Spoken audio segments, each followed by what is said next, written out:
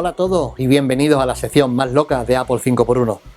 Hace apenas 24 horas se ha puesto a la venta un interesante libro del que ya os hablamos en Apple 5x1.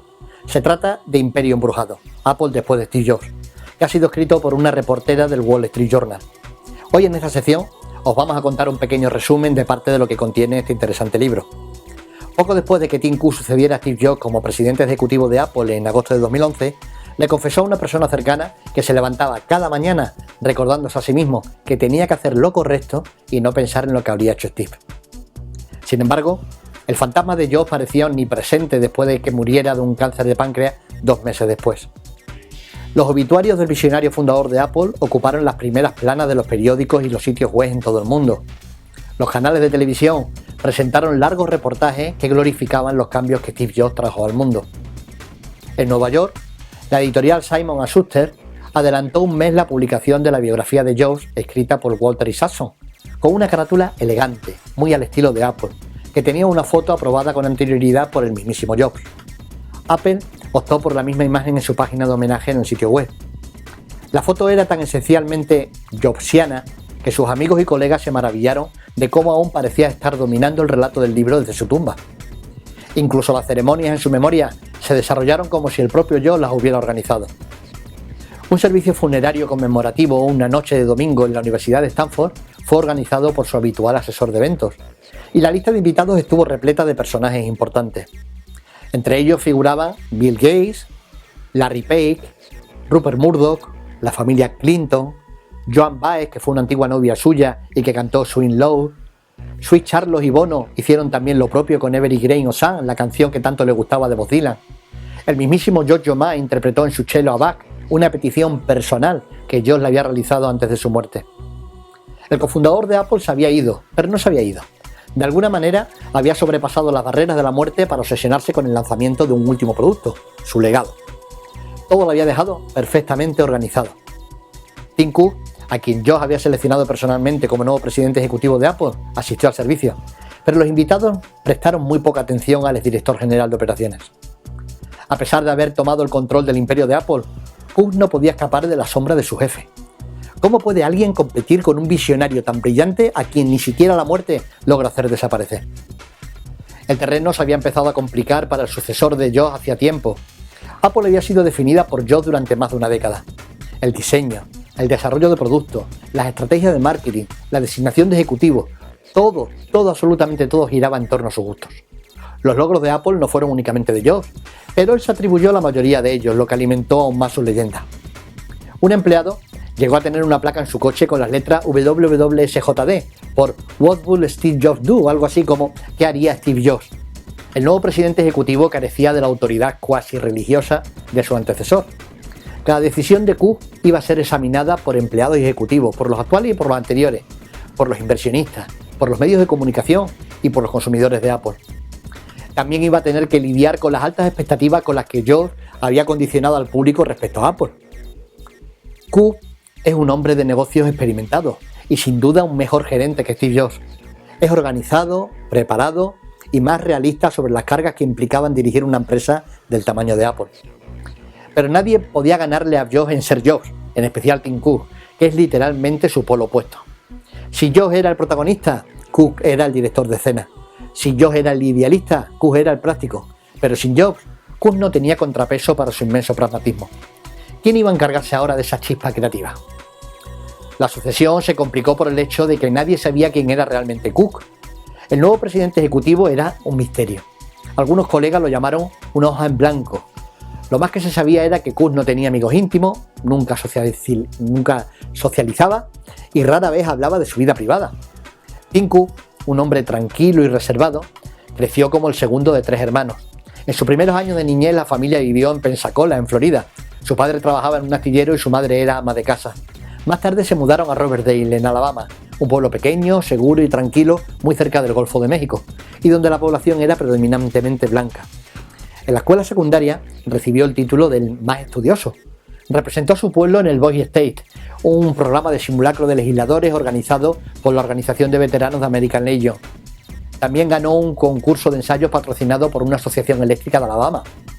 Fuera de clase, Tim Cook fue nombrado el gerente del anuario porque era muy meticuloso y muy bueno con los números. Cook comenzó su carrera en IBM después de graduarse en la Universidad de Auburn con un título en Ingeniería Industrial. Posteriormente, realizó una maestría en Administración de Empresas en la Universidad de Duke. Después de 12 años en IBM, pasó a trabajar en una pequeña empresa que revendía computadoras en Colorado. Se llamaba Intelligent Electronics, donde casi duplicó los ingresos de la empresa mientras trabajó allí. De ahí fue contratado por Compaq y se trasladó a Houston. Un día, un cazatalentos lo llamó.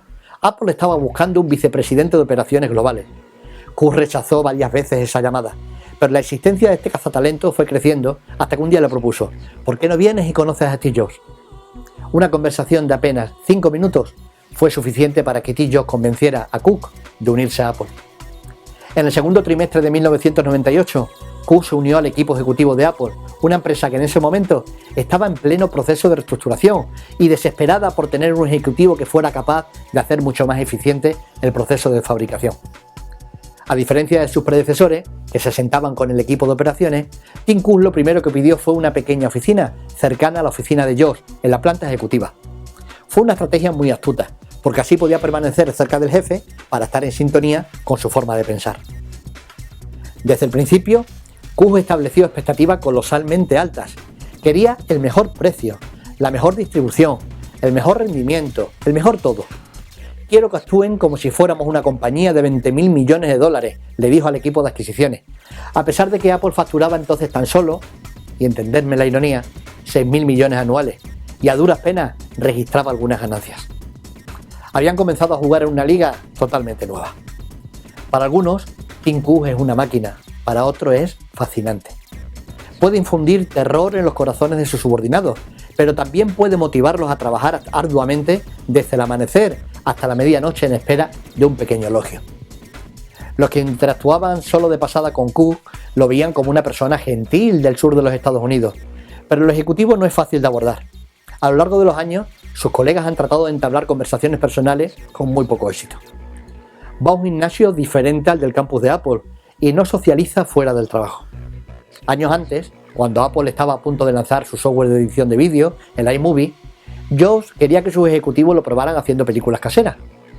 Tim Cook hizo la suya sobre la búsqueda de una vivienda y los altos precios en Palo Alto, en California, a finales de los años 90. Aunque divertida, el vídeo no reveló absolutamente nada acerca de la vida privada de él.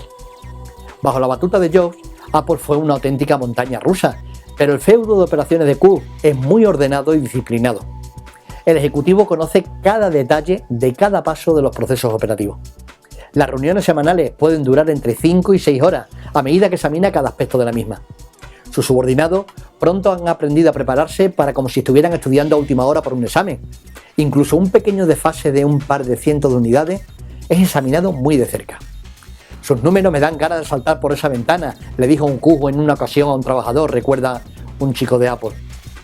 Cook se propuso ocuparse del monstruoso inventario de Apple que consideraba fundamentalmente malévolo. Se autodenominó Atila, el uno del inventario, en referencia al famoso caudillo. Las reuniones con Tim Cook pueden ser de terror, irradia una calma casi zen y no desperdicia las palabras.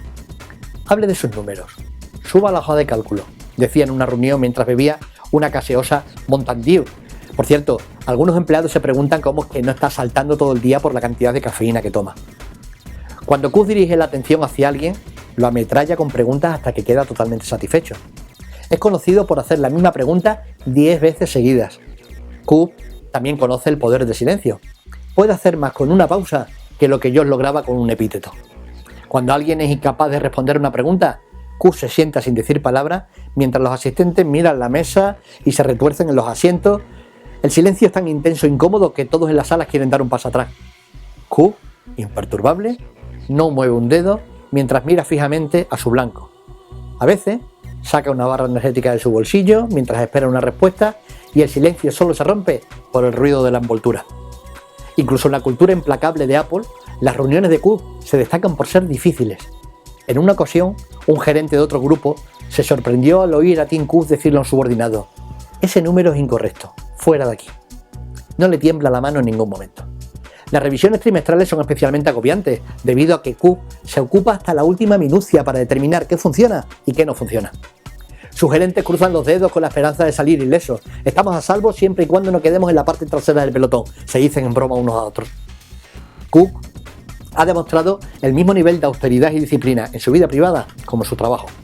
Se despierta cada día a las 4:30 o 5 de la madrugada y va al gimnasio varias veces por semana. Come barras de proteína durante todo el día y al mediodía suele comer platos sencillos como un poco de pollo o arroz. Su resistencia es inhumana. Puede volar a Asia, pasar 3 días allí, viajar de regreso, aterrizar a las 7 de la mañana y estar en la oficina a las 8:30 interrogando a alguien acerca de alguna cifra.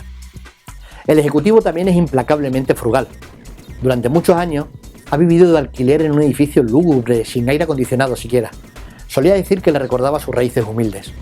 Cuando por fin compró una casa, fue una modesta vivienda de 220 metros cuadrados. Su primer vehículo deportivo fue un Porsche Boxster usado, un modelo que los aficionados llaman el Porsche de los pobres. Incluso sus pasatiempos son algo duros, el ciclismo y el alpinismo en roca. Durante las vacaciones nunca se aventura a irse lejos de Cupertino. Entre sus lugares preferidos están los parques nacionales de Yosemite y Zion en Utah. Cook incluyó a Robert F. Kennedy y al reverendo Martin Luther King entre sus héroes y tiene fotos de ambos adornando su oficina. En una declaración en la que hizo alusión a la forma en la que Tim Cook consideraba su relación con Jobs, dijo que admiraba la forma en que Kennedy se había acomodado a la sombra de su hermano. El senador mártir encarnaba todo lo que Cook se esforzó por ser. Muy trabajador, un hombre con principios y muy generoso. Porque pese a su fama de duro, Cook también es generoso. En Navidad regala las millas de viajero que acumula, es un sistema de puntos para canjear muy similar a los que tenemos en nuestro país, y trabaja como voluntario en un comedor comunitario durante las vacaciones de Acción de Gracias.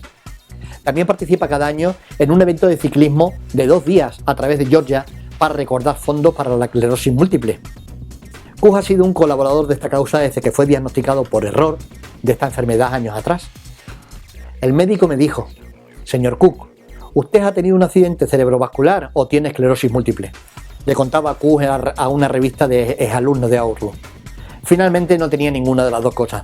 Sus síntomas habían sido producidos por haber arrastrado un montón de equipaje muy pesado durante algún tiempo.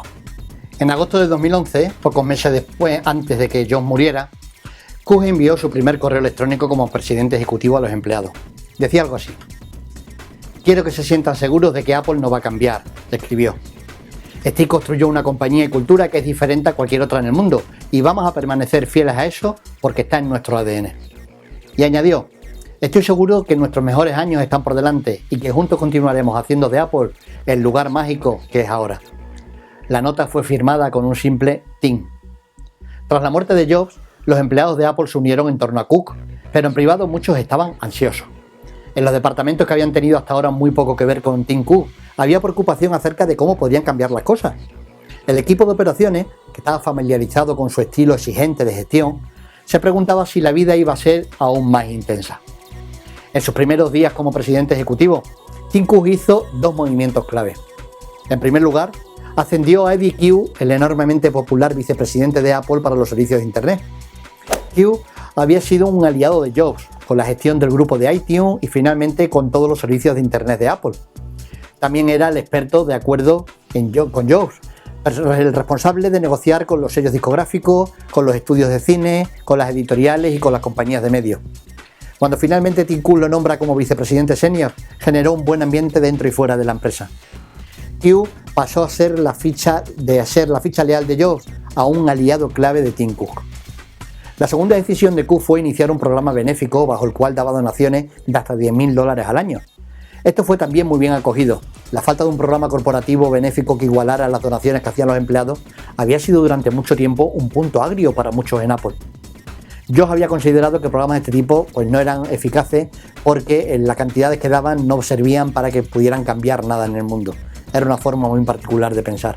En cambio, Tim Cook siempre ha sido una persona mucho más ligada a la filantropía.